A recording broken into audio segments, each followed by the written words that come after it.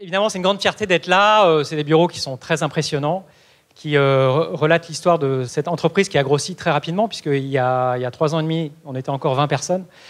Là, on est plus de 600 aujourd'hui. On s'est développé non seulement à Paris, mais dans le monde entier, avec d'abord l'Europe, où on a grandi au Royaume-Uni, en Allemagne, en Italie. On a des gros bureaux maintenant dans tous les principaux pays européens. Après est venu les États-Unis. Donc ici, c'est ce qu'on appelle le Criteo Labs. Donc c'est notre grand laboratoire dans lequel on a tous nos ingénieurs. Criteo a une caractéristique, c'est une entreprise qui fait énormément de R&D. On a pratiquement 40% de notre effectif qui sont des ingénieurs. Et on recrute les meilleurs cerveaux en France. J'aimerais passer un message très positif. Je sais que tout le monde a la gueule de bois avec tout ce qui se passe avec l'euro, mais en fait, c'est un beau pays. On a plein de choses dont on nous envie. Nos ingénieurs qu'on s'arrache. Des choses aussi comme le crédit impôt recherche. Chaque fois que je peux le signaler, je le signale. Globalement, Criteo, maintenant, est dans 30 pays. Et je suis assez fier de dire qu'on fait plus de 80% de notre chiffre d'affaires à l'export. Donc voilà, on est une PME exportatrice.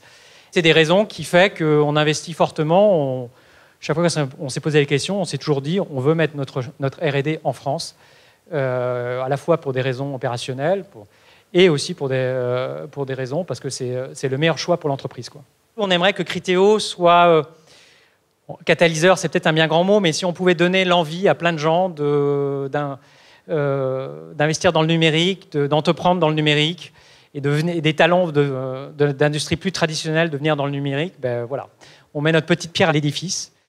Criteo est un cas particulier, un exemple, une success story, quasiment une parabole. Et pour nous, c'est une parabole de l'innovation que nous essayons de soutenir à Paris. On parle beaucoup des incubateurs, sans toujours en voir les effets. C'est à Agoranov, l'un des premiers incubateurs de Paris, créé par l'université Pierre et Marie Curie, Dauphine, l'ENS et Paris Tech, que Criteo a été accueilli. On le sait, nous vivons une période de crise économique grave, gravissime. Et dans cette période, c'est l'économie de la connaissance, c'est l'investissement dans les nouvelles technologies qui nous permettra de maintenir un niveau de croissance acceptable.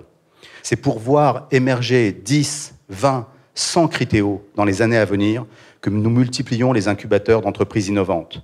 Je crois qu'aujourd'hui, nous avons un urgent besoin de mettre en avant des exemples comme celui de Criteo, qui sont effectivement rares, trop rares en France, et qui montrent qu'il n'y a pas de fatalité. Je considère que nous aurons réussi notre mission si, au terme de 2, 3, 4, 5 ans, je viens inaugurer des Criteo plusieurs fois par semaine. Voilà, je considérerais qu'on aura bien avancé collectivement si c'est le cas. Nous sommes tous des convaincus de l'économie numérique. Nous sommes aussi convaincus qu'effectivement, demain, la transition, la réindustrialisation, le redressement productif passe essentiellement par le soutien à des entreprises de croissance comme Criteo et par un soutien massif à l'innovation, malgré le caractère limité des moyens publics. Donc nous pensons qu'il est nécessaire de créer un environnement qui soit favorable à cet écosystème que vous représentez si bien ce soir. Voilà. Merci à tous.